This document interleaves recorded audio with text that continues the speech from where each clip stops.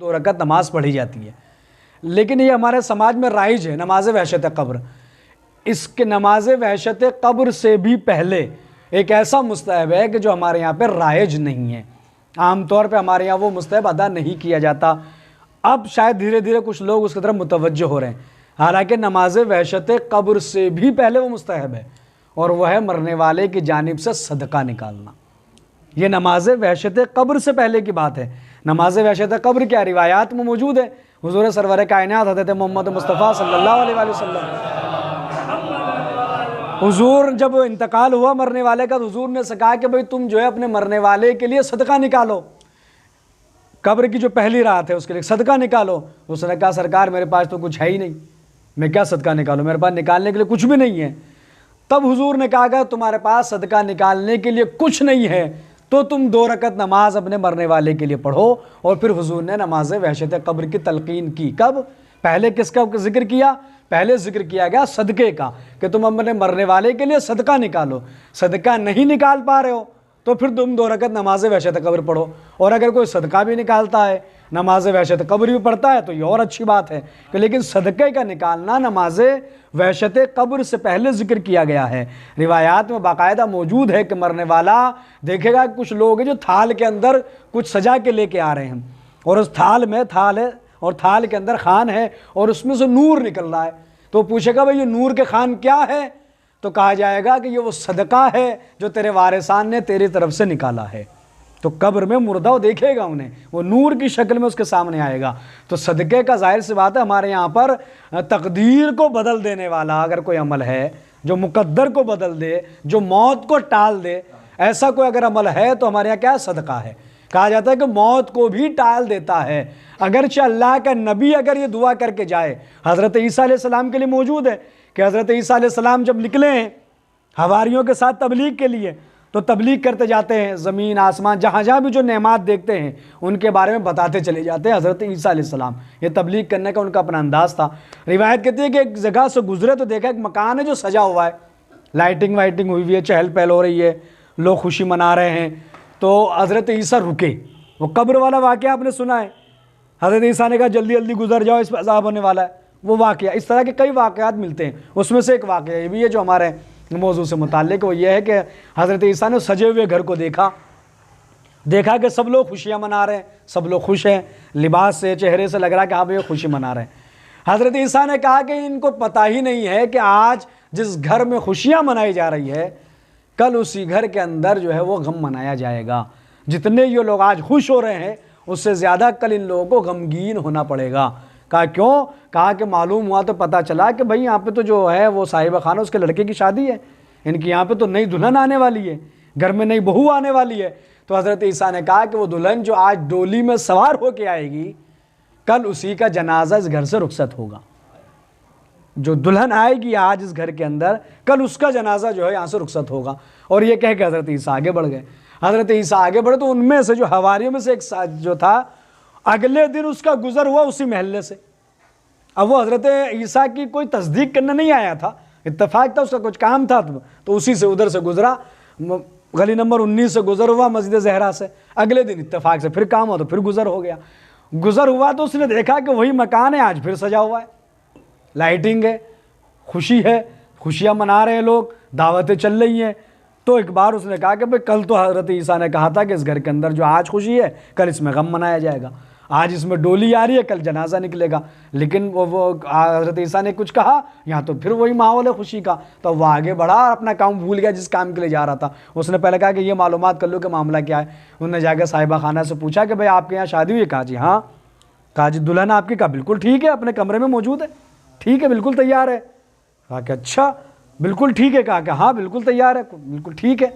तो अब ये भागा हुआ पहुँचा हज़रत ईसा अलैहिस्सलाम के पास और जाके कहा कि अल्लाह के नबी आपने कल जिस घर के बारे में बयान किया था कि आज जिस घर के अंदर खुशी है कल उसमें गम होगा, आज जहाँ पे दुल्हन डोली में बैठ के आ रही है कल उसके जनाजे का डोला निकलेगा, उसका ताबूत निकलेगा, लेकिन वहाँ तो फिर खुशी का माहौल है। हज़रत ईसा ने कहा कि चलो मेरे साथ।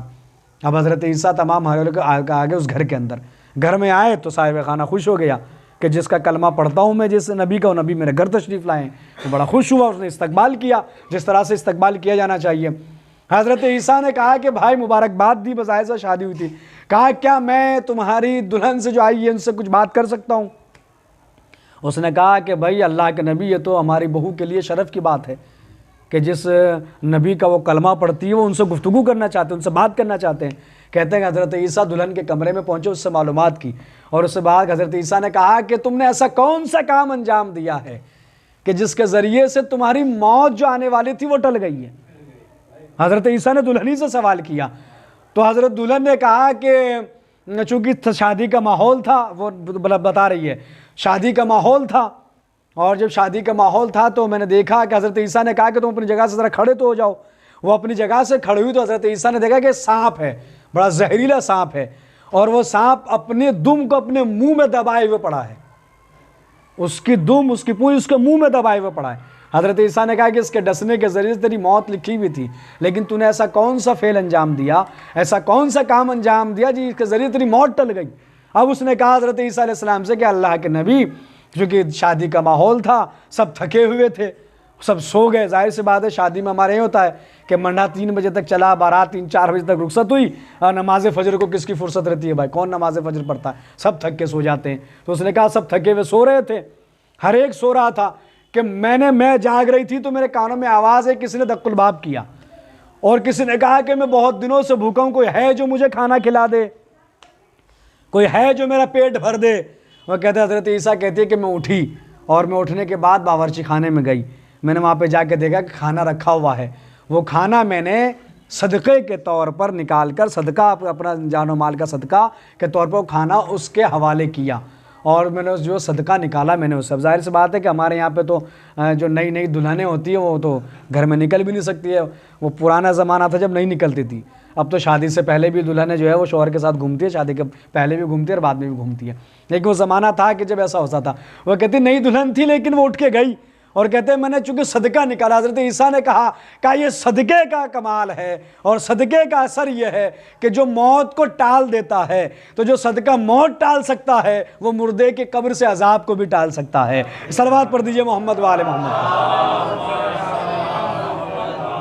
तो हमें चाहिए कि हम अपने मरने वाले के लिए सदका ज़रूर निकालें, बड़ी अहमियत रखता है। सदका मुसीबतों का रद्द बला है, मुसीबतों को टाल देने वाला है, मौत को टाल देने वाला है सदका। तो जो मौत को टाल सकता है वो मुर्दे के कब्र से अजाब को भी टाल सकता है। लेकिन ये फर्स्ट नाइट की बात है, पहली जो रात है वो। अगर बाद में भी कोई सदका निकाले तो यकीनन उसका सवाब उससे पहुँचेगा।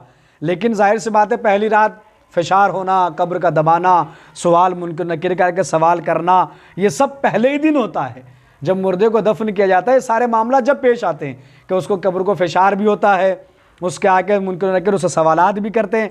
अब जाहिर सी बात है मुनकर नकीर सवालात करेंगे तो अगर पहले ही दिन अगर रिपोर्ट उन्होंने सही पेश कर दी तो आगे ही मामला हल होते चले जाएंगे इसके, और उन्होंने रिपोर्ट गलत दे दी तो हम और आप चाहते हैं कि हमारे मुर्दे की रिपोर्ट मुनकर नकीर सही पेश करे अल्लाह की बारगाह में। तो हमें पहले ही दिन अपने मुर्दे के लिए उसकी तरफ से सदका भी निकालना चाहिए, उसकी तरफ से नमाज वहशत कब्र भी हमें पढ़नी चाहिए।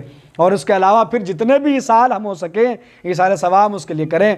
और इसाल सवाब का सबसे बेहतरीन ज़रिया मजलिस सय्यदुश्शुहदा है कि हम इमाम हुसैन की चंद लोगों को इकट्ठा करें और अपने मरने वाले की जानिब से हम उसके इसाल सवाब के लिए मजलिस अदा करें। एक सलवात पढ़ दे मिलकर मोहम्मद वाले मोहम्मद। तो ये सदक़े की अहमियत है, इतना अहम है सदका। वही सदका जो 1-2-4 रुपये हम लोग निकालते हैं। अब हमारे यहाँ पे क्या है, जब घर से हम लोग निकलते हैं तो सदका राइज है, हाथ लगा दीजिए आटे पे, इस पे उस पे, जो भी सदका निकालते हैं।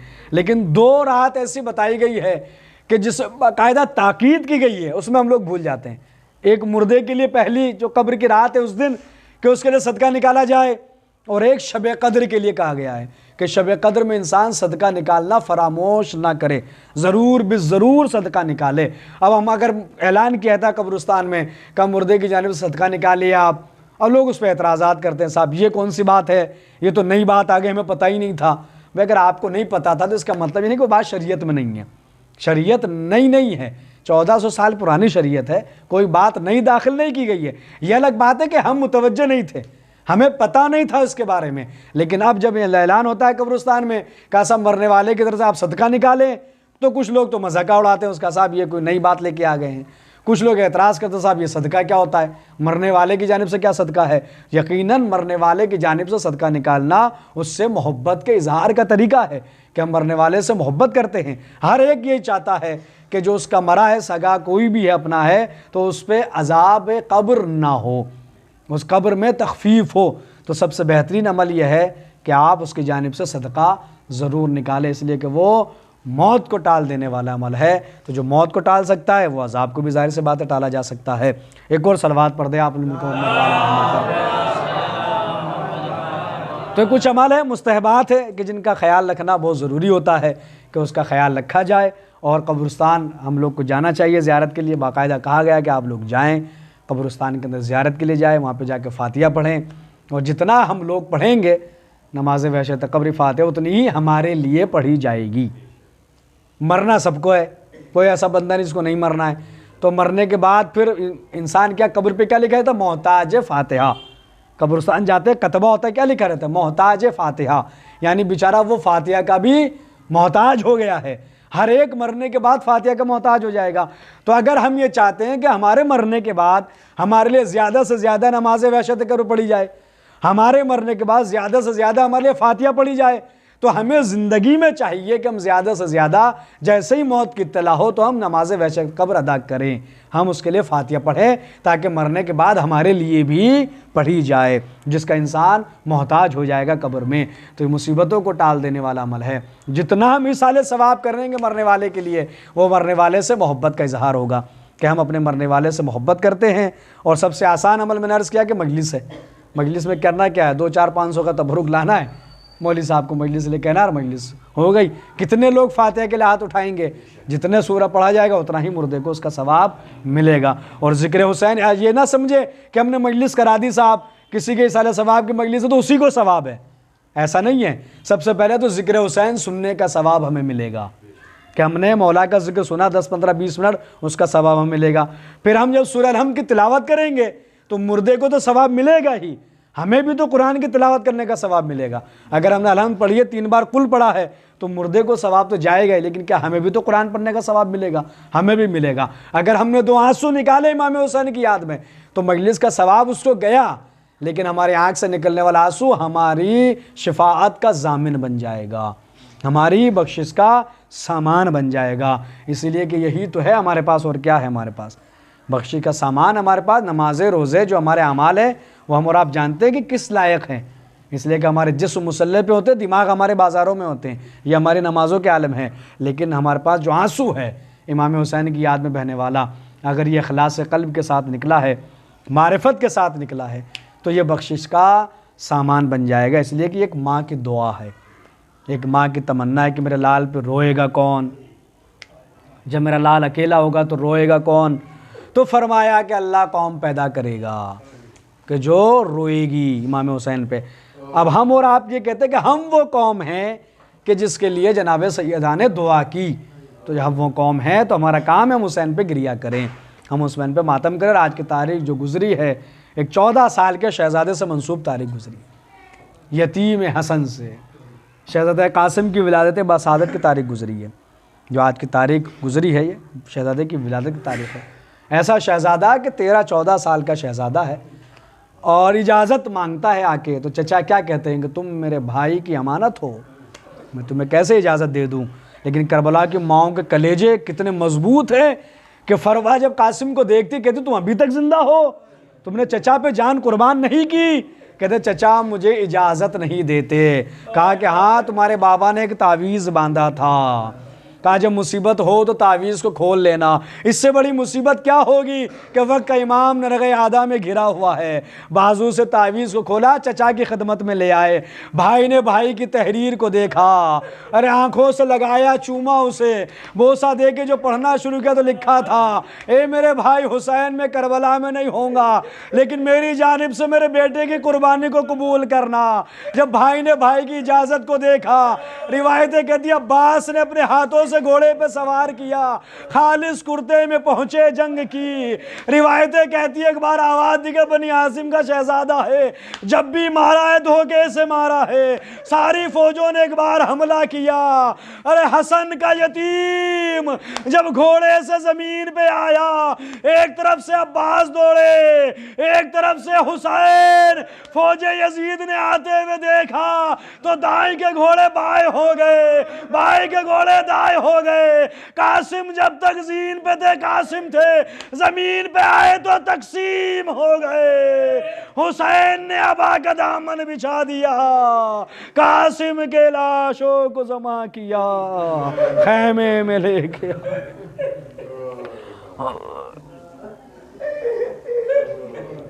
सयालमुल्लज़ीना ज़लमु अय्यामन क़लबी यनक़लिबून अला लानतुल्लाहि अलल क़ौमिज़ ज़ालिमीन इलाही बिहक़्क़ि ज़हरा व बिहा व बालिहा व बनीहा। माबूद हमारी इस इबादत को अपनी बारगाह में कबूल फरमा। जहाँ जहाँ भी शियान हैदर करार मोमिन व मनात मुस्लिम मुस्लिमात मौजूद हैं, सबकी जान माल इज़्ज़त आबरू की हिफाजत फरमा। जो बीमार है भग के बीमार है करबला उन्हें शिफ़ाए कामिल व आजिल अता फरमा। खुसूसन जनाब हाशिम साहब जो अलील है, मेरी वालदा भी अलील है, बीमार है, परवरदिगार इन्हें शिफ़ाए कामिल व आजिल अता फरमा। बारला तुझे वास्ता मोहम्मद वाले मोहम्मद का जिस मरहूम के साले सवाब की मजलिस है, उस मरहूम के दरजात को बुलंद से बुलंद तर फरमा, मरहूम की मग़फ़िरत फरमा। हम सब को मौत के ज़रिए इबरत हासिल करने की तौफ़ीक़ अता फरमा। माबूद हमारे ज़िक्र को, हमारी इस मजलिस को, हमारी तमाम दुआओं को अपनी बारगाह में शर्फ़ क़बूलियत अता फ़रमा। सबसे अजीम दुआ यही है हमारे आखिरी इमाम के ज़हूर में ताजील फ़रमा, हमें उनके मुख़लिस आवान अंसार में शुमार फ़रमा। रब्बना तक़ब्बल मिन्ना इन्नका अंतस समीउल अलीम। गुज़ारिश एक मरतबा सूरह अल-हम्द, 3 मरतबा सूरह इख़लास के तिलावत फरमा कर मरहूम